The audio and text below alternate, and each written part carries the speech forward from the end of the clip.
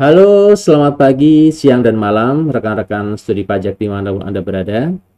Kali ini saya mengajak Anda untuk belajar bagaimana mengisi SPT tahunan PPh Badan atau 1771 untuk UMKM sesuai dengan PP 23 tahun 2018. Nah, ini kita untuk tahun 2023. Apa aja perbuannya? Mari kita lihat. Nah, teman-teman, tutorial ini ditujukan kepada wajib pajak badan yang menggunakan PP 23 2018. Teman-teman, sekarang tidak semua wajib pajak badan UMKM bisa menggunakan PP 23. Karena PP 23 itu hanya berlaku selama 3 tahun untuk yang PT, 4 tahun untuk selain PT, dan untuk orang pribadi pun hanya untuk 7 tahun. Jadi bagi Anda yang berdiri sejak tahun 2018, di tahun 2020 itu terakhir menggunakan PP 23. Tapi bagi Anda yang baru berdiri nih, baru berdiri tahun 2021 atau 2022, masih bisa menggunakan PP 23 apabila omsetnya masih di bawah 4,8 miliar dalam setahun. Oke, mari kita lanjutkan. Ini juga diberikan tutorial bagi wajib pajak badan yang menyelenggarakan pembukuan. Ya, let's see. Nah, teman-teman, urutan proses e-form adalah pertama Anda masuk dulu ke DJP online ya, di Pajaku ID, kemudian mengunduh e-form, setelah itu mengisi e-form, dan mengirim e-form, terakhir Anda akan menerima bukti penerimaan elektronik. Ya, oke. Nah, teman-teman sekalian, yang perlu disiapkan ketika Anda menyampaikan SPT 1771 adalah laporan keuangan. Ini wajib, badan itu wajib menggunakan laporan keuangan, melampirkan laporan keuangan, yaitu neraca dan laporan laba rugi. Kemudian ada daftar penyusutan, ya, daftar penyusutan di form 1A, dan karena Anda itu adalah menggunakan PP 23, ada rekapitulasi peredaran bruto. Oke, nah teman-teman, ini adalah pertama Anda lakukan login dulu ke Pajaku ID, ya, menggunakan username dan password yang Anda miliki, ya, login. Kemudian Anda akan masuk ke halaman ini halaman DJP online. Masukkan NPWP Anda, password, dan ketik captcha-nya atau kode keamanan. Setelah itu Anda akan masuk ke sini teman-teman, ke halaman DJP online. Setelah login, Anda akan muncul halaman dashboard. Nah, teman-teman pilih menu lapor, ya. Setelah lapor, pilih menu e-form seperti ini. Jadi lapor itu nggak cuma pakai e-form, bisa juga pakai e-filing. Tapi kali ini saya akan mengajarkan bagaimana teman-teman lapor PPh Badan menggunakan e-form. Relatif sederhana dan lebih nyaman. Karena apa? Tidak harus terkoneksi dengan internet. Anda download e-formnya sekarang, baru nyampaikannya minggu depan, nggak ada masalah. Ya, menyelesaikan dulu pengisian SPT-nya, lampirannya, dan sebagainya, baru kemudian disampaikan nanti dekat-dekat jatuh tempo di akhir April pun nggak ada masalah. Ya, oke. Kemudian teman-teman, Anda setelah tadi klik e-form akan ada data formulir.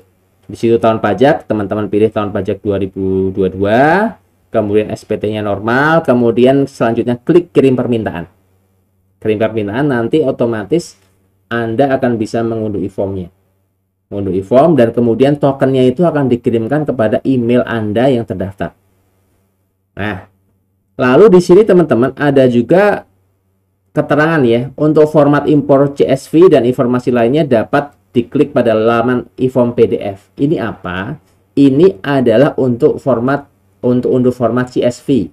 CSV itu kayak Excel yang digunakan untuk impor data. Maksudnya gini, daripada teman-teman itu susah lama ngentri di e-form, itu nanti e-form bisa mengakomodasi impor data dari Excel, bentuknya CSV.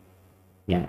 Nah, bagi Anda yang membutuhkan seperti itu, teman-teman bisa klik laman e-form PDF. Nanti itu data-datanya seperti ini nih.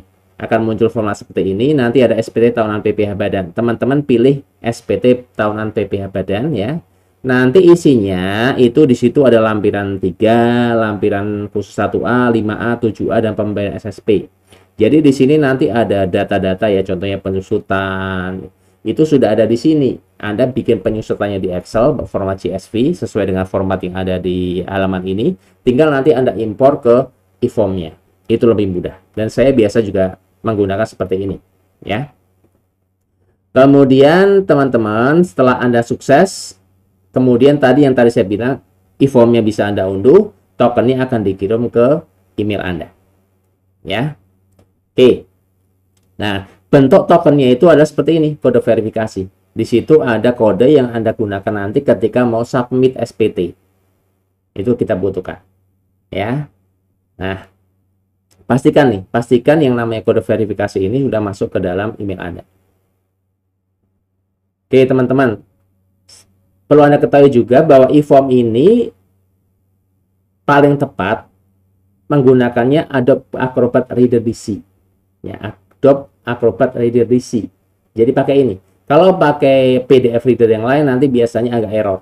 Anda bisa menggunakan yang 32 bit atau yang 64 bit. Nanti pilih ya, operating sistemnya apa, bahasanya mau bahasa Inggris atau bahasa Indonesia. Versinya bisa versi 64 atau 32. Kalau tahun lalu 32 aja, sekarang bisa 64. Ya. Oke. Nah, rekan-rekan sekalian, setelah itu akan muncul petunjuk seperti ini. Rekan-rekan tinggal run, kemudian otomatis Adobe Acrobat Reader akan terinstall ke komputer Anda. Dan ini butuh waktu beberapa menit untuk install. Ingat teman-teman, e-form hanya bisa dibuka dengan aplikasi ini, baik yang 32 bit maupun 64 bit. Oke. Nah, sekarang kita lanjut ke proses pengisian dan submit e-form. Nah, rekan-rekan sekalian, nah, file PDF yang sudah diunduh itu silakan Anda klik 2 kali, dibuka dengan Adobe Acrobat Reader DC. Nanti pertama akan muncul halaman SPT Induk seperti ini.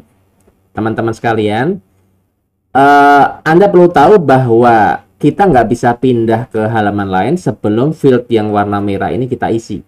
Di sini biasanya nomor telepon. Teman-teman silakan apabila memang ada kode wilayah, masukkan kode wilayah. Kalau Anda nomornya nomor HP, silakan tambah 62. 62, kemudian bisa 81 dan sebagainya. Oke, setelah diisi Anda bisa buka. Yang pertama Anda buka, saran saya adalah lampiran khusus 1A. Lampiran 1A ini adalah daftar penyusutan dan amortisasi fiskal. Ya. Nah, teman-teman, lampiran khusus 1A ini Anda bisa mengisi penyusutan fiskal atau amortisasi fiskal dengan cara import data atau tambah data. Kalau import data itu berarti Anda ngambil dari file CSV yang Excel tadi, tinggal Anda import. Ini biasanya sangat bermanfaat kalau jumlah asetnya banyak. Tapi kalau jumlah asetnya dikit, teman-teman cukup pakai tambah aja. Langsung teman-teman isi di e-form ini. Nah, kalau Anda pakai import data, teman-teman, itu filenya seperti ini. Ini CSV-nya ya, file CSV. Ada jenis-jenisnya sudah, kolom-kolomnya sudah ditentukan. Kemudian pastikan fieldnya dalam format general. Ya, formatnya general. Kemudian ada save, itu dalam bentuk CSV. Ya, lebih lanjut teman-teman bisa lihat di petunjuk pengisian. Oke. Nah, kalau sudah teman-teman Anda udah import data, nanti akan muncul seperti ini. Otomatis. Jadi lebih mudah apabila datanya banyak, teman-teman pakai import data CSV.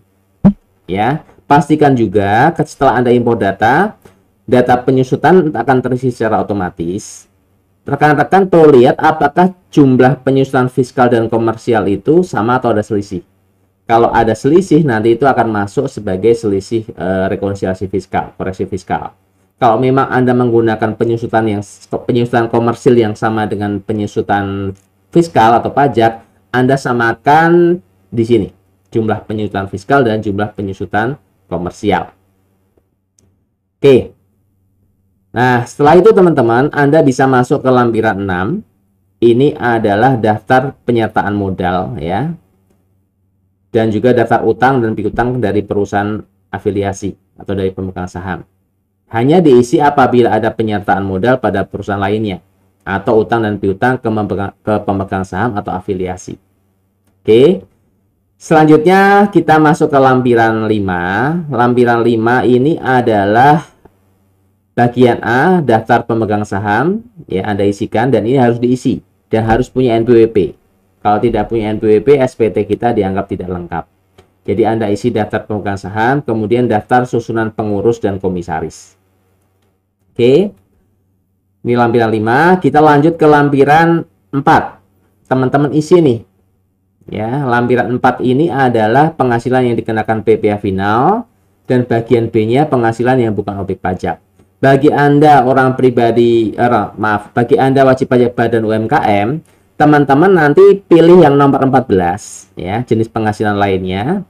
Kemudian pilih tambah, Anda klik tambah, lalu ketik penghasilan dari peredaran bruto tertentu atau dalam kurung PP23. Anda isikan di sini dasar pengenaan pajaknya dan jumlah PPh terhutangnya. Anda isikan ke dalam nomor 14 ini. Jadi bagi Anda yang UMKM ngisinya cukup di sini. Tapi apabila ada penghasilan lain seperti bunga deposito, seperti bunga dari penghasilan dari pengalian tanah, itu bisa Anda masukkan juga di bagian A. Ya. Oke. Kemudian kita masuk ke lampiran 3. Lampiran 3 ini adalah kredit pajak dalam negeri. Dilengkapi data pemotongan atau pemungutan pajak apabila ada. Apabila jumlahnya banyak, Anda bisa pakai import data CSV apabila diperlukan. Ya. Lanjut lagi ke lampiran 2. Lampiran 2 ini apa? Lampiran 2 ini adalah perincian harga pokok penjualan, biaya usaha lainnya, dan biaya dari luar usaha secara komersial. Jadi yang dimasukkan adalah komersial. Teman-teman silakan masukkan. Ambil dari mana? Ambil dari laporan laba rugi. HPP-nya, mungkin ada persediaan, ada pembelian barang persediaan dan sebagainya, Anda masukkan. Biaya-biaya usaha, mungkin biaya gaji, biaya sewa, biaya bunga, dan sebagainya Anda masukkan. Kemudian biaya-biaya luar usaha juga bisa Anda masukkan. Isikan rinciannya. Ini memang dibutuhkan oleh kantor pajak. Lanjut teman-teman, kita masuk ke lampiran 1. Lampiran 1 ini adalah penghitungan penghasilan neto fiskal. Ya, teman-teman ya. Isikan peredaran bruto dari laporan laba rugi. Anda masukkan dari situ. Ini penghasilan neto komersial. Teman-teman isikan. Kemudian isi jumlah penghasilan yang dikenakan PPh final sama dengan penghasilan neto komersial. Karena Anda dikenakannya hanya PPh final dari PP23 UMKM, samakan aja teman-teman nomor 3 dengan nomor 4. Nomor 3 sama nomor 4 isikan. Lalu Anda tidak perlu mengisi penyesuaian fiskal, baik penyesuaian fiskal positif atau negatif, Anda skip aja. Kalau penghasilan teman-teman semata-mata dari PP23, kosongin aja. Sebab apa? Udah dikenakan PPh final, SPT Anda harusnya nihil. Ya. Kemudian teman-teman, kalau sudah ke lampiran 1, kita masuk ke SPT induk lagi. Nah, otomatis nanti penghasilan itu fiskalnya teman-teman, itu field yang kuning ini akan terisi secara otomatis. Apabila penghasilan Anda itu semata-mata dari PPh final, PP23, maka akan terisi nihil seluruhnya, kosong semua. Kemudian silahkan isi tanggal pelaporan. Ya, tanggal pelaporan di field yang warnanya abu-abu, kemudian cek kembali. Oke. Setelah itu teman-teman Anda masuk ke induk lanjutan, ya, formulir induk lanjutan. Kemudian karena Anda masih pakai PP23, angsuran PPh pasal 25 tahun berikutnya adalah nihil. Ya. Jangan lupa juga beri tanda centang atau cek untuk lampiran yang dilampirkan. Di sini ada laporan keuangan, ada transkrip kutipan elemen-elemen dari laporan keuangan, daftar penyusutan tuh otomatis ada. Anda kasih tanda centang atau tanda silang di situ. Ya. Nah, setelah itu teman-teman, isikan juga pernyataan. Pernyataan di situ Anda isikan, ya. Isi kota dan tanggal pelaporan, ya mungkin Tangerang atau Jakarta, tanggalnya tanggal bulan Maret atau April, terserah Anda. Isi nama lengkap pengurus dan NPWP-nya, kemudian tanda tangan. Tapi ini tidak wajib, sebab Anda sudah nanti menggunakan kode verifikasi untuk submit. Ya. Oke, kalau sudah teman-teman, nah tadi ketika kita masuk ke formulir induk lanjutan, ada yang formulir lampiran khusus. Apa yang perlu kita isi? Yang perlu kita isi adalah formulir lampiran khusus untuk transkrip kutipan elemen-elemen dari laporan keuangan, yaitu 8A1 sampai 8A8. Silakan dicari yang sesuai dengan Anda. Mungkin bank, kalau perusahaan manufaktur, perusahaan perdagangan itu kodenya beda. Di sini contohnya saya ambil yang non kualifikasi 8A6. Ya. Isikan ini dari namanya transkrip kutipan elemen dari laporan keuangan, berarti Anda ambil dari neraca atau laba rugi. Anda pindahkan ke sini. Tinggal mindahin aja. Ya, jadi masukkan. sesuaikan jenis perusahaannya. Setelah itu masukkan elemen-elemen dari neraca dan elemen-elemen dari laba rugi. Oke. Nah, teman-teman, setelah itu kalau udah Anda isi, kita balik ke tempat tadi lagi, formulir induk lanjutan. Setelah itu Anda klik submit. Ketika submit, nanti ada field merah lagi yang muncul. Anda harus mengunggah laporan keuangan, yaitu neraca dan laporan laba rugi dibuat dalam satu file PDF. Ya, unggah juga rekapitulasi peredaran bruto PP23.